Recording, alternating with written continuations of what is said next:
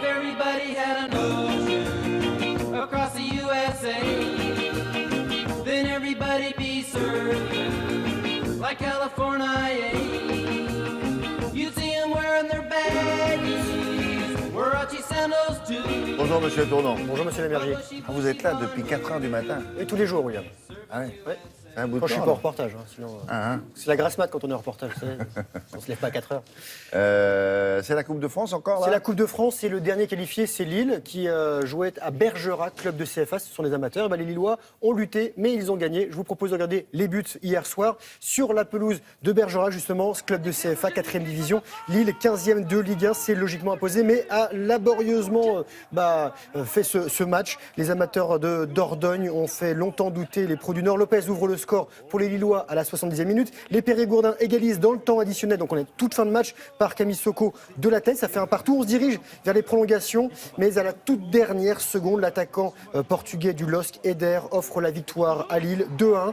Lille qui ira défier Monaco le 4 avril prochain en quart de finale. Je vous ai mis encore un petit but de football, du foot espagnol, William. Regardez avec cette magnifique frappe lobée d'Antoine Griezmann que vous allez voir par la suite pour l'Atlético Madrid. Ah bon, on ne l'avait pas? On l'a pas vu là. Bah, c'est dommage Antoine. parce qu'elle était très belle. Ils l'ont passé avant. Ah oui, ils ont. Il y a eu un petit mélange des genres. Bon, bah c'est pas grave. Mais Ça on l'a arrive. vu ou pas? On l'a vu? Ah mais c'est dans le mauvais sens. Ok, je m'accorderai avec mon monteur. On va s'expliquer devant le café. Bah, c'est bien la peine de venir à 4 heures. Hein, C'est ça. Ça me fait plaisir d'être mettre le vélo.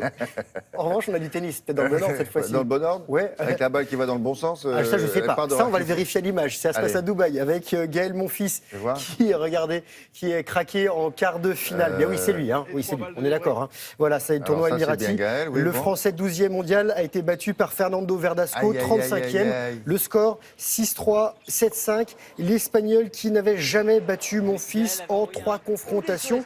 Et il affrontera Verdasco, le Néerlandais Tommy Haas en demi-finale. Et il y aura un Français quand même en demi-finale. L'autre demi-finale opposera le Français Lucas Pouille, tombeur cette nuit du qualifié russe Donskoy, à Andy Murray. Andy Murray qui est au service ici, le numéro 1 mondial, qui a dû sauver quand même 7 balles de match pour réussir à renverser la vapeur face à l'Allemand Kohlschreiber. Près de 3 heures de jeu, Oula. le score 6-7, 7-6, 6-1. Et là, c'est qui? Et là, c'est moi. Non, là, c'est du biathlon.